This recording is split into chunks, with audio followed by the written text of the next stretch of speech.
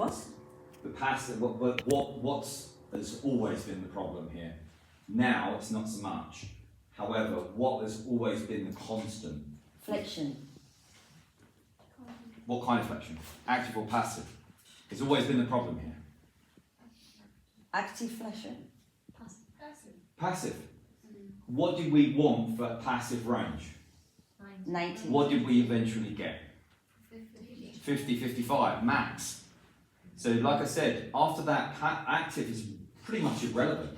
If she has 50 and I need 90, there's a problem. Yeah? We went round and round and round the houses to find the exact active, which we eventually got, which isn't that much better than her passive. But the fundamental issue is she doesn't have passive. Are we talking across the joints? No, just the hip joint. Okay. Just the hip joint flexion. Why is the left leg so different? No idea. There's Have no usually- idea. Yeah. It could be anything from trauma to repetitive actions.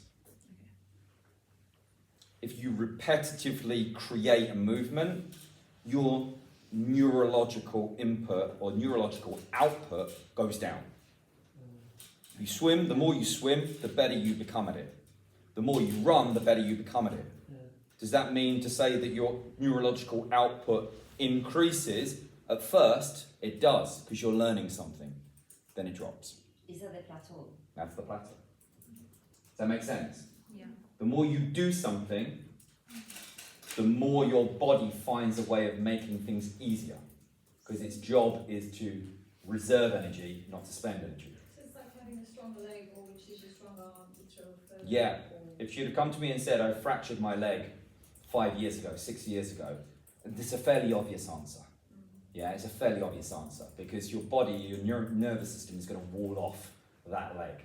Yeah, and just give you what you need to operate on a day-to-day basis.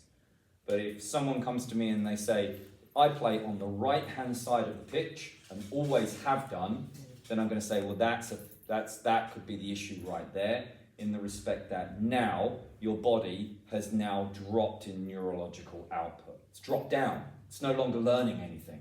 So it's found an easier way of doing something. And as a result, it's started to wall off that movement. Does that make sense? Whenever your neurological component drops away, so does eventually your biological component. Does that make sense, everybody? Yeah? So it's stagnation.